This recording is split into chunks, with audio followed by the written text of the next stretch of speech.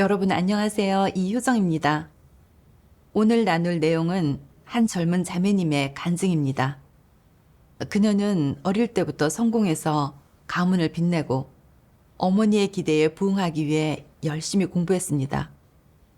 나중에 그녀는 하나님의 말씀을 보게 되면서 사람이 살아가는 의미와 가치는 도대체 무엇일까? 세상에 빛나는 미래를 쫓는 것일까? 아니면 진리를 추구하며 피조물의 본분을 이행해 하나님을 만족게 해드리는 것일까 등을 되돌아보게 되었습니다. 결국 그녀는 영원히 후회하지 않을 결정을 내렸는데요. 그녀는 과연 어떤 일을 겪었을까요? 또 무엇이 그녀에게 이런 선택을 하게 했을까요? 지금부터 그녀의 진실한 체험을 함께 들어보겠습니다. 저희 부모님은 사이가 좋지 않았어요. 늘 싸우시는 게 일상이었고, 어떤 때는 아버지가 엄마를 때리는 일도 있었어요. 그런데도 엄마는 저와 남동생 때문에 계속 참고 견디면서 이혼하지 않으셨고, 자신의 반평생을 저희를 위해 헌신하셨어요. 그래서 제 마음속에 저희에 대한 엄마의 사랑이 위대하다고 느꼈고, 속으로 커서 꼭 효도하자고 다짐했죠. 그 후에 엄마가 하나님의 말세 사역을 받아들였고 저와 남동생한테도 복음을 전해줬어요. 그때 저희는 자주 함께 예배드리며 찬송을 부르고 춤추면서 하나님을 찬양했고 정말 즐거웠어요. 근데 엄마는 별로 추구하지 않으시고 점점 예배도 드리지 않고 하나님 말씀도 거의 보지 않으시게 됐어요. 몇 년 후에 아버지는 결국 엄마와 이혼하셨죠.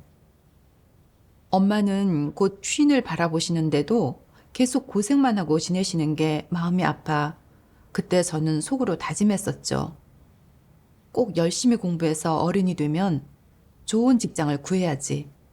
엄마한테 집을 사들여서 남은 인생 즐겁게 사시게 하자. 이건 내가 해야 할 효도야. 그 후에 저는 공부에 전념하느라 자주 예배에 빠지고 하나님 말씀도 거의 보지 않고 모든 시간과 힘을 학업에 쏟아 부었어요. 그렇게 해서 2019년 9월 저는 타지에 있는 전문 대학에 합격했죠. 저는 매일 열심히 공부해서 4년제 대학교로 편입하고 대학원까지 진학하려고 마음먹었어요. 그렇게 해야 앞으로 엄마가 편안한 인생을 사실 수 있으니까요.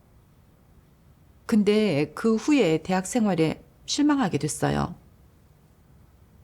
교수님들을 보니까 평소 자기와 자주 왕래하고 아부하는 학생들을 더 좋아하고 그 학생들한테는 시험 때마다 더 높은 점수를 주더라고요. 반면 진짜 실력이 있는 학생들은 교수님과 관계를 잘 맺지 못해 점수가 그 학생들보다 낮은 거예요. 동급생들과 지낼 때도 겉으로는 웃고 떠들면서 웃는 낯으로 대하는데 뒤에서는 서로 험담을 하고 앞에서 하는 말과 뒤에서 하는 말이 달랐죠. 심지어 어떤 사람은 대놓고 불륜을 저지르고도 부끄러워하지 않았어요. 저는 그런 대학 생활에 답답함을 느껴 정말 하루도 버티기 힘들었어요. 근데 예전에 엄마한테 열심히 공부해서 성공하겠다고 했던 약속 때문에 실망시켜 드리지 않으려고 어쩔 수 없이 계속 버틸 수밖에 없었어요. 그러다 겨울방학 집에 돌아갔을 때 숙모가 하나님 말씀을 교제해 주시며 저한테 다큐멘터리 영화 모든 것을 주관하시는 그분을 보여주더라고요. 그 영화에 깊은 감동을 받았어요. 영화 속에서 하나님의 전능과 주제를 받고 인류의 운명을 주재하시고 전 인류의 발전을 계속 이끄시고 인도하시는 분이 하나님이시라는 걸 알게 됐죠. 지금 재난이 점점 커지고 있고 전염병도 더 심해지고 있는 상황을 생각하면 하나님의 사역이 곧 끝나가고 있는데 저는 공부와 지식 추구에 몰두하느라 본부를 이행하지 못하고 교회 생활도 참여하지 못하고 있어 결국에는 진리를 얻지 못해 재난 속에서 징벌받게 될 거예요. 숙모가 저한테 하나님 말씀을 교제해주며 붙들어주니 마음이 따뜻해지고 하나님이 저를 떠나지 않으셨다는 게 느껴지더라고요. 그러니 더 자주 예배드리고 교회에서 본분을 이행하고 싶다는 마음이 들었어요. 하루는 영생활 시간에 이 말씀을 읽게 됐어요. 전능하신 하나님 말씀. 너는 이 세상에 울며 태어나는 순간부터 너의 직책을 이행하기 시작한다. 하나님의 계획과 예정을 위해 내가 맡은 역할을 이행하고 너의 인생 여정을 시작한다. 너의 배경이나 앞으로의 여정이 어떻든 하늘의 지배와 안배에서 벗어날 수 있는 사람은 아무도 없고 자신의 운명을 주관할 수 있는 사람 또한 아무도 없다. 이 같은 사역은 오직 한 분, 즉 만물을 주재하는 이만이 할 수 있기 때문이다. 하나님은 태초에 인류가 생겨난 후로 계속 이렇게 그의 사역을 해왔으며 이 우주를 경영하고 만물의 변화 법칙과 운행 궤도를 다스려 왔다. 사람은 만물과 마찬가지로 자신도 모르는 사이에 조용히 하나님의 감미로움과 비와 이슬의 자양분을 공급받는다.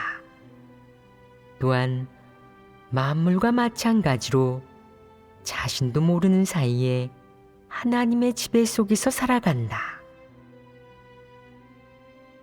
밤낮으로 하나님의 보살핌을 받는 사람 중 자발적으로 하나님을 경배하는 사람은 아무도 없다. 하나님은 아무런 가망도 보이지 않는 사람에게 자신이 계획한 사역을 할 뿐이다. 그의 바람은 언젠가 사람이 꿈에서 깨어나 불현듯 생명의 가치와 의미를 깨닫는 것이다. 또한 하나님이 사람에게 모든 것을 베풀면서 치른 대가와 사람이 돌아서기를 애타게 바라는 하나님의 간절한 마음을 깨닫는 것이다. 하나님 말씀을 묵상하면서 마음에 큰 감동을 받았어요. 저는 어려서부터 엄마를 따라 하나님의 말세 사역을 받아들였는데 학업을 쫓느라 점점 예배에 나가지 않게 됐고 하나님 말씀도 보지 않고 하나님과 점점 멀어졌어요. 제 인생이 이렇게 흘러가나 생각하고 있을 때 갑자기 숙모가 찾아오셔서 하나님 말씀을 읽어주시고 복음 영상을 보여주셨죠. 저는 이게 하나님의 지배와 안배라는 걸 분명히 느꼈어요. 제 운명은 하나님의 손에 달려있고 저는 하나님이 주재하는 운명 속에서 살아가고 있었던 거예요. 설령 중도에 제가 하나님과 멀어졌더라도 하나님은 여러 사람과 일들을 통해 제 영혼을 깨우쳐 주시고 저를 하나님 집으로 이끌어 주셨죠. 저는 여기서 하나님의 사랑과 보호를 느꼈어요. 이번에 다시 하나님의 말씀을 듣게 됐으니 더 이상 하나님을 거역해 하나님의 마음을 아프게 할 수는 없잖아요. 하나님을 잘 믿으면서 피조물의 본분을 이행하고 싶었어요. 그 시기에 저는 종종 한 가지 문제를 놓고 고민을 하고 있었어요. 사람이 살아가는 가치와 의미는 도대체 뭘까? 설마 높은 학력, 높은 학위를 추구하기 위해서 사는 걸까? 이 문제를 깊이 묵상하다가 하나님 말씀이 떠오르더라고요. 전능하신 하나님 말씀.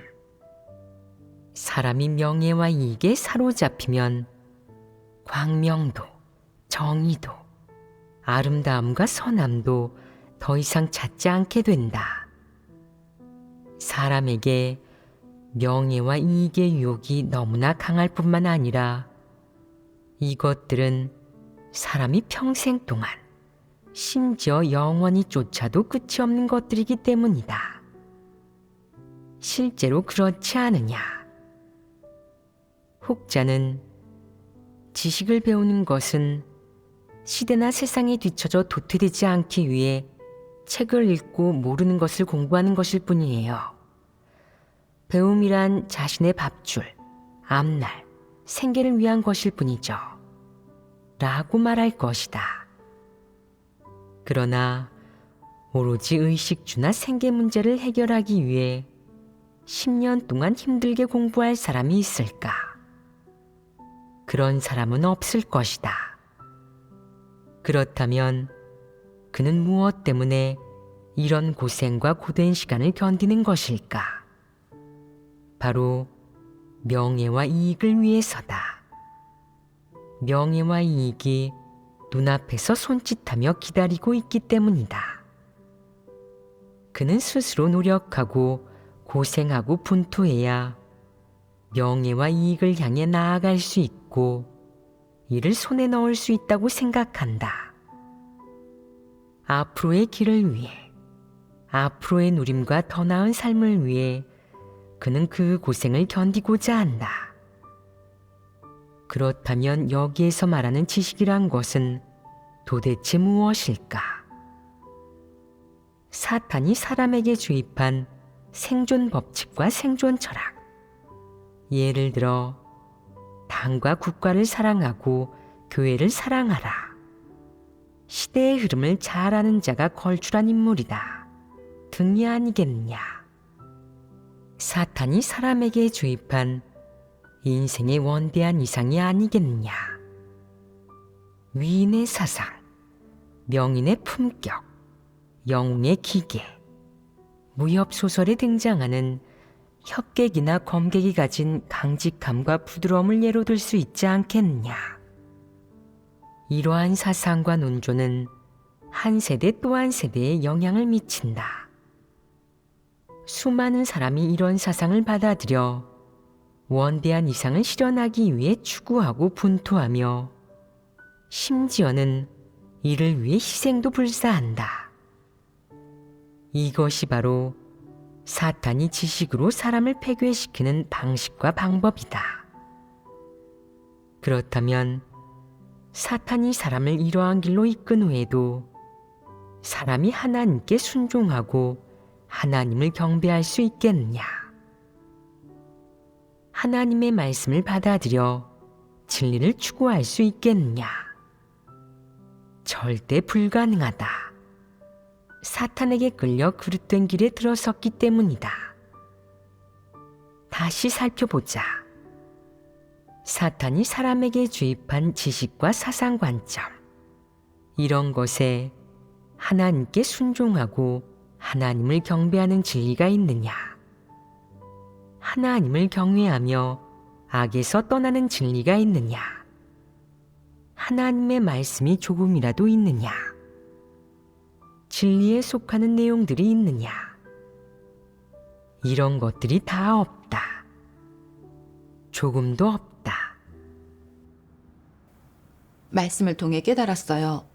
사탄은 사람들에게 끊임없이 지식을 공부하게 해 사탄의 각종 사상 관점을 주입함으로써 모두 출세하고 가문을 빛내기를 추구하게 만들어요. 그리고 사람의 운명은 자신의 손에 달렸다고 믿게 해서 지식으로 운명을 바꾸도록 만들죠. 사람들은 그런 사상 관점에 따라 살면서 점점 하나님을 멀리하고 대적할 수밖에 없어지죠. 학교에 다닐 때 교수님이 자주 이렇게 말씀하셨어요. 앞으로 성공하려면 학부에 진학하고 대학원을 나와야 해요. 학위를 따야 여러분의 실력을 증명할 수 있어요. 그런 사상을 받아들인 후 저는 전문 능력을 높이는 방법을 찾기 시작했고 대회에 참가하고 자격증 시험 준비도 하면서 제 운명을 바꾸려고 했어요. 근데 제가 오로지 학업만 쫓고 공부와 지식 습득을 통한 성공에만 매달릴수록 제 마음은 점점 하나님과 멀어지기 시작했고 하나님 말씀을 보지 않고 기도도 거의 하지 않아 하나님을 안 믿는 사람과 다를 게 없어지더라고요. 이제 저는 지식을 추구하게 하는 게 사탄이 사람을 폐괴시키고 미혹하는 방법이라는 걸 알게 됐어요. 지식을 추구할수록 사람은 하나님을 점점 더 멀리하고 하나님을 대적하게 돼요. 그런 결과를 생각하면서 저는 제가 추구하는 길을 다시 살펴보고 선택하기 시작했어요. 하루는 이 말씀을 보게 됐어요. 전능하신 하나님 말씀. 인류의 일원으로서 그리고 경건한 그리스도인으로서 우리는 하나님의 부탁을 완수하기 위해 몸과 마음을 바칠 책임과 의무가 있다. 우리의 온몸과 마음은 하나님에게서 왔고 하나님의 주제로 존재하기 때문이다. 우리의 몸과 마음이 하나님의 부탁과 인류의 정의로운 사업을 위해 존재하지 않는다면 우리의 영혼은 하나님의 부탁을 위해 순교한 사람은 물론이고 우리에게 모든 것을 공급해 준 하나님을 마주할 면목이 없을 것이다. 하나님 말씀을 읽고 저는 강한 책임감이 생겼어요. 사람은 하나님이 창조하셨기 때문에 우리가 하나님을 믿고 경배하며 피조물로서의 본분을 이행하는 건 지극히 당연한 거고 영광스러운 일이에요. 하나님은 우리가 그분의 복음을 전해서 더 많은 사람들이 하나님 앞으로 나와 구원받기를 바라세요. 지금 저는 복 있게도 하나님의 사역을 먼저 받아들였으니 하나님의 마음을 헤아리고 이 책임을 짊어지는 게 마땅해요. 만약 제가 본분을 이행하지 않는다면 그건 큰 폐역이고 이 세상에서 살 자격조차 없어요. 오직 피조물로서의 본분을 이행해야 비로소 사람이라고 불릴 수 있죠. 그때 젊은이가 추구해야 할 것이라는 말씀 찬양을 들었는데 가사 중에 이런 말씀이 있었어요. 젊은이는 사리를 분별하고 정의와 진리를 찾겠다는 의지를 갖추지 않으면 안 된다. 너희는 아름답고 선한 모든 것을 추구하고 모든 긍정적인 사물의 실제를 얻어야 한다. 또한 자신의 삶에 책임을 져야지 이를 하찮게 여겨서는 안 된다. 이 말씀은 저한테 실행길을 줬어요. 사람은 마땅히 진리를 추구하고 피조물의 본분을 이행하며 의미 있는 삶을 살아야 한다는 거예요. 저는 제 인생에 대해 책임을 져야 해요. 그러니 더는 계속 학교에 다니고 싶지 않고 교회에서 본분을 이행하고 싶더라고요. 그 후 저는 제 생각을 엄마한테 말씀드렸는데 굉장히 화를 내시면서 그러시더라고요. 내가 이렇게 오랫동안 내 공부 뒷바라지 한 건 다 나중에 성공하라고 한 거야. 네가 졸업해서 좋은 직장 구하면 나도 같이 내 덕 좀 볼 수 있고 네가 무슨 말을 해도 퇴학하는 건 절대 동의 못한다. 그게 다 너 잘 되라고 너 생각해서 하는 말이야. 엄마가 이렇게 얘기하시니 화가 나고 그런 태도를 보이실 줄은 몰랐어요. 근데 그러면서 마음속에는 또 갈등이 생기더라고요. 엄마가 저를 위해 힘들게 많은 헌신을 해오신 걸 생각하니 만약 본분 이행을 선택하면 엄마를 실망시켜드리고 죄책감이 들 것 같은 거예요. 근데 또 만약 제가 계속 학교를 다니면서 명예와 지위를 추구하는데 모든 시간과 힘을 쓴다면 마음의 가책이 돼 그렇게 살고 싶지는 않았어요. 그렇게 속으로 갈등하다 결국에는 학업을 중단하기로 결심했어요. 나중에 엄마는 제 결심이 확고한 걸 보시고 같이 학교에 가서 퇴학 수속을 밟기로 약속하셨어요. 근데 또 학교에 도착하니까 지도 담당자가 저한테 그러는 거예요. 잘 생각해야 해. 이제 1년만 더 다니면 졸업할 수 있는데 졸업장 받으면 그때는 네가 하고 싶은 거 다 할 수 있어. 졸업장 있는 사람과 없는 사람은 구할 수 있는 직장이 다르다는 걸 알아야 해. 엄마는 제가 그 말에 전혀 동요하지 않으니 간절하게 그러시더라고요. 계속 학교에 다니면 안 되겠니? 엄마는 너한테 큰 기대를 걸고 있어.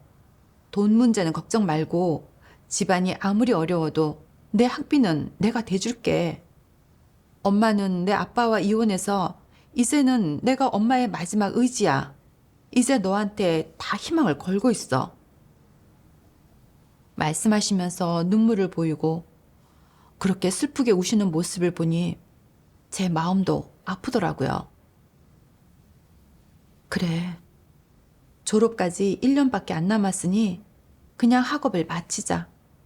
졸업장 받고 나서 본분을 이행하면 엄마도 하실 말씀이 없으실 거야.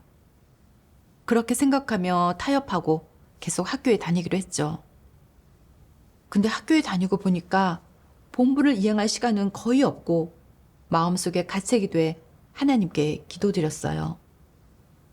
하나님, 저는 너무 연약해요. 이제 앞으로 어떻게 해야 할지 모르겠어요. 하나님, 저를 인도해 주세요. 하루는 이 말씀을 보게 됐어요. 전능하신 하나님 말씀.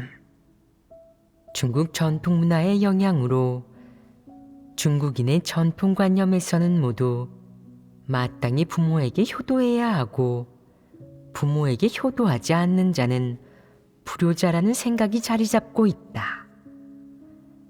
사람은 어릴 때부터 이런 것을 주입받았으며 거의 모든 가정에서 이렇게 가르치고 학교와 사회에서도 이렇게 교육한다. 사람의 머릿속에 이런 것이 주입되면 부모님께 효도하는 것이 무엇보다도 중요해. 부모님께 효도하지 않는다면 나는 좋은 사람이 아니라 불효자야. 사회 여론의 질타를 받을 거고 양심 없는 사람이 될 거야. 라는 생각을 갖게 된다. 이 관점이 옳으냐? 하나님이 선포한 그 많은 진리를 사람들은 모두 보았다. 하나님이 사람에게 반드시 부모에게 효도하라고 했느냐? 하나님을 믿으며 반드시 깨달아야 하는 진리 가운데 그런 내용이 있느냐? 그런 내용은 없다. 하나님은 몇몇 원칙들만 교제했을 뿐이다. 하나님은 말씀에서 어떤 원칙으로 사람을 대하라고 요구하느냐? 하나님이 사랑하는 것을 사랑하고 하나님이 미워하는 것을 미워하는 것이다.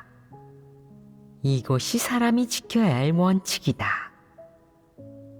하나님은 진리를 추구하고 하나님의 뜻대로 행하는 사람을 사랑한다. 우리 또한 이런 사람을 사랑해야 한다. 하나님의 뜻대로 행하지 못하고 하나님을 미워하거나 거역하는 사람은 하나님이 혐오하는 사람으로 우리도 마땅히 혐오해야 한다. 이것은 사람에 대한 하나님의 요구이다. 만약 내 부모가 하나님을 믿지 않고 하나님 믿는 것이 올바른 길이고 하나님을 믿어야 구원받을 수 있음을 분명히 알면서도 받아들이지 않을 뿐더러 하나님 믿는 사람들을 판단하고 정죄한다면 그들은 틀림없이 진리를 싫어하고 증오하는 사람일 것이며 틀림없이 하나님을 대적하고 증오하는 사람일 것이다. 하나님도 당연히 그들을 혐오하고 증오할 것이다. 너는 이런 부모를 혐오할 수 있겠느냐?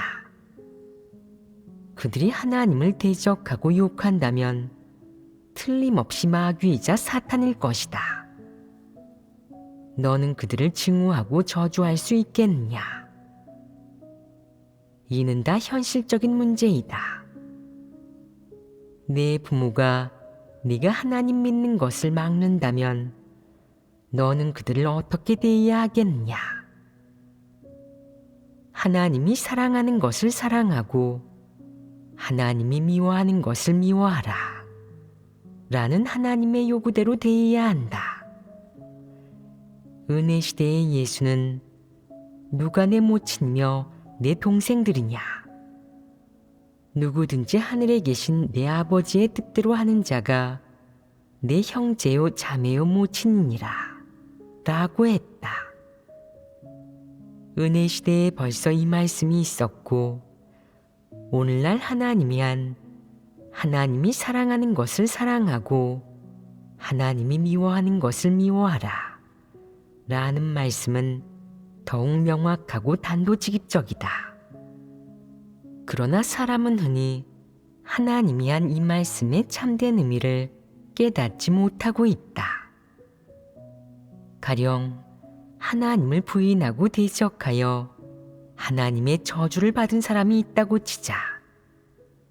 하지만 그 사람이 너의 부모나 가족이라면 그가 겉으로는 악인 같아 보이지 않고 내게도 잘해준다면 너는 그를 미워할 수 없으며 심지어 가까이 왕래하며 변함없는 관계를 유지할 것이다. 하나님이 이런 사람들을 증오한다는 말을 들을 때면 너는 마음이 괴롭다. 하나님 편에 서지 못하고 모질게 그들을 내치지 못하며 정에 얽매여 여전히 그들과의 인연에 연연하는데 이는 무엇 때문이겠느냐? 내 정이 너무 깊어 그것이 내가 진리를 실행하는 걸 방해하고 있기 때문이다. 너를 잘 대해주므로 내가 증오할 수 없는 것이다. 내게 해를 끼쳤을 때 그제야 증오하기 시작한다면 너의 그 증오가 진리 원칙에 맞겠느냐? 이 밖에도 너의 내면은 전통관념에 얽매여 있다. 너는 너의 부모나 가족인 그들을 증오하면 사회로부터 버림받고 여론의 질타를 받을 것이고 인간이 아닌 양심 없는 불효자라는 비난을 받을 것이며 벌을 받고 벼락을 맞을 것이라고 생각한다. 설령 그들을 미워하려고 해도 양심에 찔리는 것이다.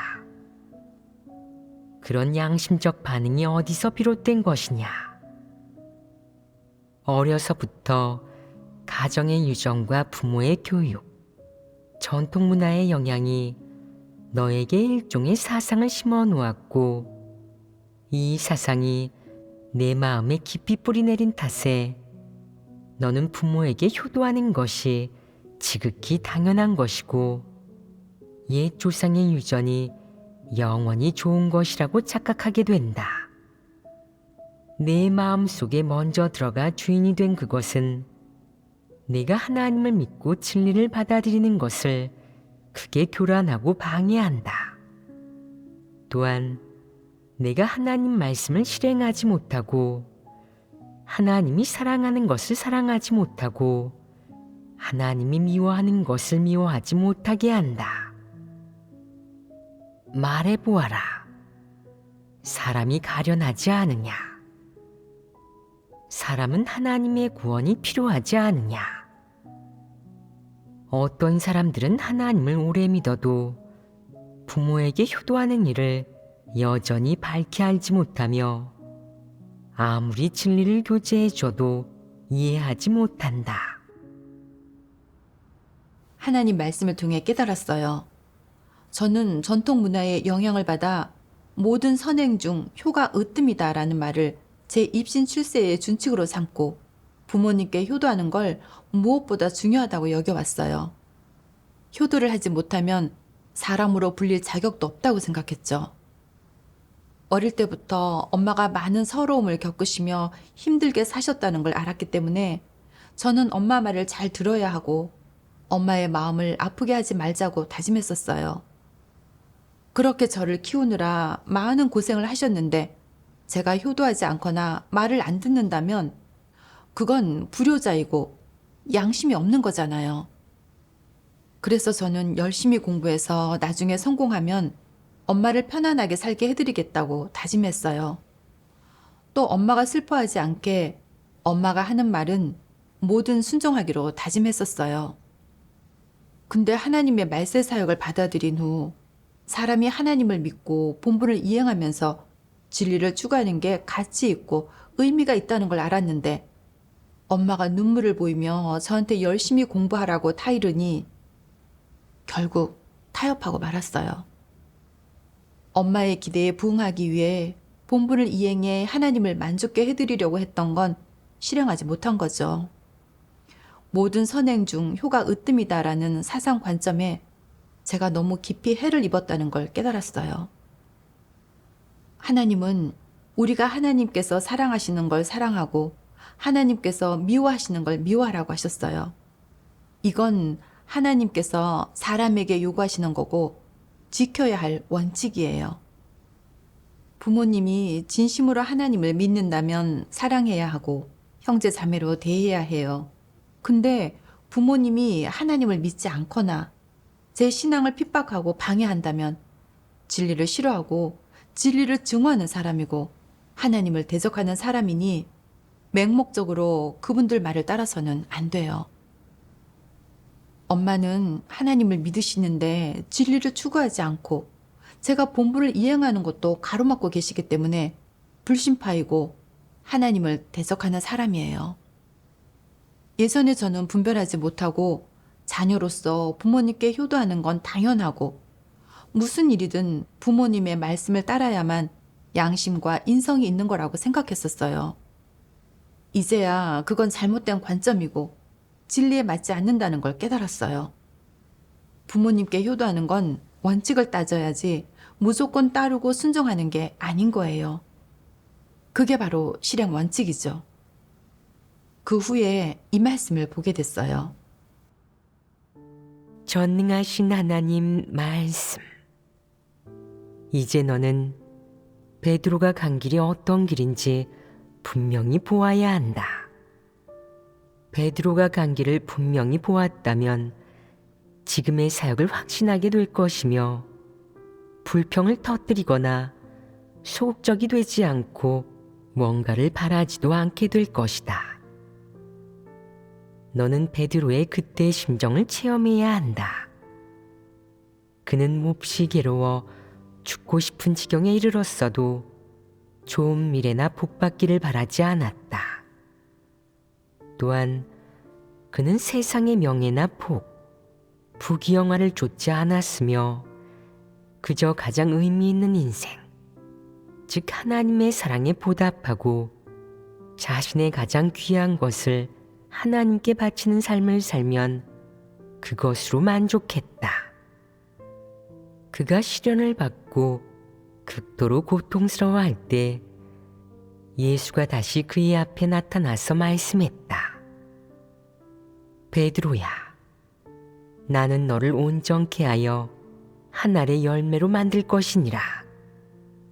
그것은 내가 온전케 한 후의 결정체로 난 그것을 누릴 것이니라. 너는 정말 나를 증거할 수 있겠느냐? 네게 하라는 일을 하였느냐? 내가 한 말을 살아냈느냐? 너는 나를 사랑했느니라. 나를 사랑했으나 나를 살아냈느냐? 나를 위해 무엇을 했느냐? 너는 나의 사랑을 받을 자격이 없다는 것을 깨달았지만 나를 위해 무엇을 했느냐? 베드로는 예수를 위해 아무것도 한 일이 없다는 사실을 깨닫고 예전에 하나님을 위해 목숨을 바치겠다고 맹세한 일을 떠올리며 불평을 멈추었다. 다시 기도할 때는 전보다 훨씬 나아졌다. 이건 예수님께서 베드로한테 물으셨던 말씀인데 마치 하나님께서 저한테도 똑같이 물어보시는 것처럼 느껴졌어요. 저는 제 스스로한테 물었죠. 나는 하나님을 위해 무엇을 했지? 베드로는 모든 걸 버리고 주님을 따랐는데 나는 내 생명은 하나님께서 주신 건데 나는 하나님을 위해 뭘 했지? 아무것도 없었어요. 제 머릿속에는 부모님과 제 미래에 대한 생각뿐이었고 심지어 부모님의 은혜에 보답하기 위해 공부하고 돈 버는 일에 평생의 시간과 힘을 쏟는 게 오히려 낫다는 생각까지 했어요. 부모님의 기대에 부응하지 못하면 죄책감이 들고 양심에 걸리는 것 같았는데 피조물로서의 본분은 이행하지 못해도 하나님께는 죄책감을 느끼지 않았으니 저는 정말 양심이 없었던 거죠. 베드로의 경험을 떠올려 보면 베드로는 부모님의 방해와 반대에도 불구하고 모든 걸 버리고 예수님을 따랐어요. 베드로야말로 진정으로 양심과 이성을 가진 사람이에요. 사람은 하나님의 피조물로서 하나님을 믿고 경배하는 게 지극히 당연한 일이에요. 하나님은 저를 택하시고 그분 앞으로 인도해 주셔서 저는 하나님께 구원받을 기회를 얻게 됐어요. 하나님의 사랑은 정말 너무 커요. 그러니 그 사랑에 보답하고 베드로를 본받아 모든 걸 버리고 하나님을 따라야 해요. 그리고 이 말씀을 보면서 마음에 더 큰 격려를 받았어요. 전능하신 하나님 말씀. 깨어나라 형제들아. 깨어나라 자매들아. 나의 날은 연기되지 않는다. 시간이 곧 생명이니 시간을 잡는 것이 생명을 구하는 것이다. 시간은 그리 많지 않다. 대학은 떨어져도 몇 번이고 다시 공부하면 되지만 나의 날은 더는 연기되지 않는다. 기억해라. 기억해라. 이는 좋은 말로 전하는 나의 충고다. 세상의 결말이 너희 눈앞에 펼쳐졌고 대진 아니고 닥칠 것이다. 너희의 생명이 중요하겠느냐? 아니면 너희가 자고 먹고 마시고 입는 것이 중요하겠느냐? 이제는 가늠할 때다. 깨어있으라.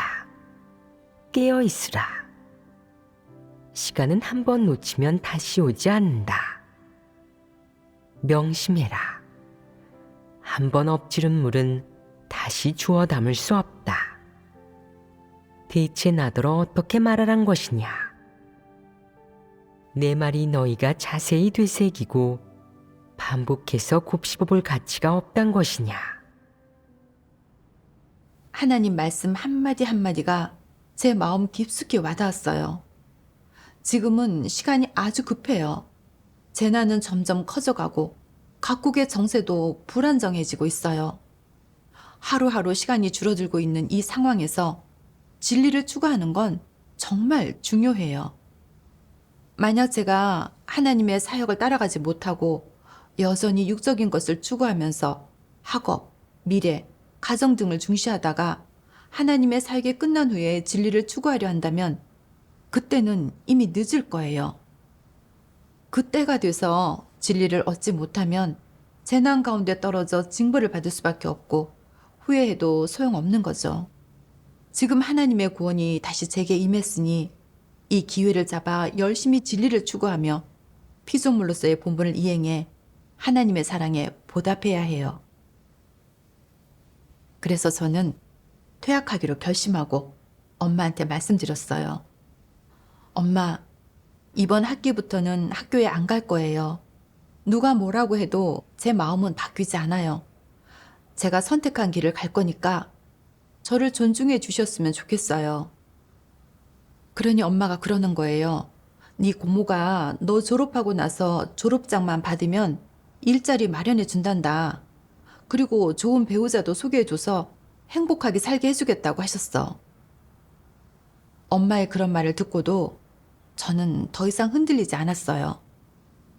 엄마가 저한테 그렇게 대하시는 건 진정으로 저를 사랑해서가 아니라 단지 눈앞의 이익만 고려하신 거지 제 생명이나 제 미래와 종착지를 생각해 주시는 게 아니라는 걸 분명히 알았거든요. 그때 하나님 말씀이 떠올랐어요. 전능하신 하나님 말씀. 너희가 말해 보아라. 사람의 모든 것은 누구에게서 비롯된 것이냐? 누가 사람의 생명에 대해 가장 책임감을 갖고 있느냐? 하나님이십니다. 하나님만이 사람을 가장 사랑한다. 사람의 부모나 가족들에게 진정으로 사랑이 있느냐? 그들이 사람에게 주는 것이 진정한 사랑이냐? 그들이 사탄의 권세에서 벗어나도록 사람을 구할 수 있느냐? 구할 수 없다. 사람은 무감각하고 어리석어 이런 일들을 꿰뚫어 보지 못하면서도 항상 이렇게 말한다. 하나님이 나를 얼마나 사랑하시는지 모르겠어. 어쨌든 내 부모님이 나를 가장 사랑하셔. 그들이 내가 공부할 수 있도록 하고 기술을 배우게 하는 건 다 내가 커서 잘 나가고 출세해서 스타가 되거나 유명인이 되도록 하기 위해서야. 부모님은 나를 양성하고 공부시키기 위해 그렇게 많은 돈을 쓰고 맛있는 음식도 많이 드시지 못하셨는데 이 지극히 큰 사랑을 내가 어떻게 보답하겠어? 너희는 그것이 사랑이라고 생각하느냐? 부모님이 내가 출세해 세상에서 유명한 사람이 되고 좋은 직장을 갖도록 하고 이 세상에 휩쓸리도록 한 결과가 무엇이냐? 그들은 끊임없이 내가 출세를 쫓게 하고 가문을 빛내며 세상의 사악한 조류에 휩쓸리게 하여 결국 죄악의 소용돌이에 빠져 침륜되고 멸망하고 사탄에 삼켜지게 하는데 그것이 사랑이냐? 그것은 너를 사랑하는 것이 아니라 너를 해치고 너를 망치는 것이다. 사실 겉으로 보면 엄마가 하는 일은 모두 저를 위한 거였어요. 엄마는 먹고 입는 걸 아끼시고 아무리 힘들고 고생스러워도 돈을 벌어 제가 공부할 수 있도록 뒷바라지 해주셨어요. 근데 알고 보니까 제가 배운 지식들 속에는 사탄의 독소와 그릇된 이론이 많이 있어서 제가 점점 더 하나님을 멀리하고 부인하게 만들 뿐이었더라고요. 예를 들어 학교에서 주입하는 무신론 사상이나 세상에 구세주는 없다. 자기 손으로 아름다운 터전을 만들어야 한다. 고생을 해봐야 뛰어난 사람이 된다. 출세해서 가문을 빛내자. 이런 사상 때문에 우리는 자신의 이상을 위해 필사적으로 노력하고 남보다 뛰어나고 훌륭한 사람이 되기를 추구하게 된 거예요. 사람들은 그런 사상 관점에 따라 살면서 다 하나님의 주제를 벗어나려고 하고 스스로의 힘으로 자신의 운명을 바꾸려고 하죠. 그런 결과 점점 더 하나님을 대적하고 부인하며 구원받을 기회를 잃고 말아요. 그게 바로 사탄이 이끄는 사악한 길인 거죠. 그런 것들을 추구하면 할수록 저는 하나님한테서 멀어지고 사탄에 의해 폐괴되고 고통당하니 이건 저 자신을 지옥에 밀어넣는 것과 같은 거예요. 그때 저는 부모님의 사랑이 진정한 사랑이 아니고 하나님의 사랑이야말로 진정한 사랑이라는 걸 분명히 알게 됐어요. 출세하고 가문을 빛내려고 하는 건 인생의 올바른 길이 아니에요. 오직 진리를 추구하고 피조물의 본분을 이행해야만 그것이 인생의 올바른 길이고 또 그래야만 하나님의 보호를 받아 대재난 속에서 살아남을 수 있어요. 이걸 깨닫고 저는 퇴학을 결심하고 하나님을 위해 헌신하며 본분을 이행하기로 다짐했어요. 그래서 엄마한테 말했죠. 엄마는 제가 공부해서 나중에 좋은 직장 구하고 좋은 곳에 시집 가고 사회의 흐름을 따라가야 한다고 하시는데 그렇게 한다고 제가 앞으로 행복해질 수 있을까요? 좋은 미래와 운명을 가질 수 있을까요? 그건 아무도 보장할 수 없어요. 엄마가 평생 하신 일 중에 가장 옳은 일은 전능하신 하나님의 말세 복음을 저희한테 전해주고 저를 올바른 길로 이끌어 주신 거예요. 그 후에 엄마는 더 이상 아무 말도 안 하시고 그냥 건강 잘 챙기고 자주 연락해라 이렇게만 얘기하시더라고요. 그리고 나서 저는 학교에 가서 퇴학 신청했죠. 학교 문을 나서는 순간 저는 완전히 자유로워졌고 학업과 가정의 속박과 통제에서 벗어나 드디어 교회에서 본분을 이행할 수 있게 됐어요. 이제 몇 년이 지나 그 시절의 체험을 떠올릴 때마다 마음속으로 참 다행이라고 생각해요. 본분과 학업 사이에서 고민할 때 하나님 말씀이 한 걸음 한 걸음 인도해 준 덕분에 저는 올바른 선택을 하고 인생의 올바른 길로 나아갈 수 있었고 하나님의 사랑과 고심을 진심으로 느꼈어요. 지금 이렇게 제가 피조물의 본분을 이행할 수 있어 이 삶을 헛되이 살지 않게 돼 진심으로 기뻐요. 이 자매님의 간증을 통해 알 수 있듯이 사람에게 진리를 구하고자 하는 마음만 있다면 사탄의 독소를 간파하고 사탄의 속박에서 벗어날 수 있으며 진리를 추구하는 길로 나아갈 수 있습니다. 그러면 최종적으로 진리와 생명을 얻게 될 것입니다. 네, 오늘 준비한 내용은 여기까지입니다. 그럼 다음에 다시 뵙겠습니다.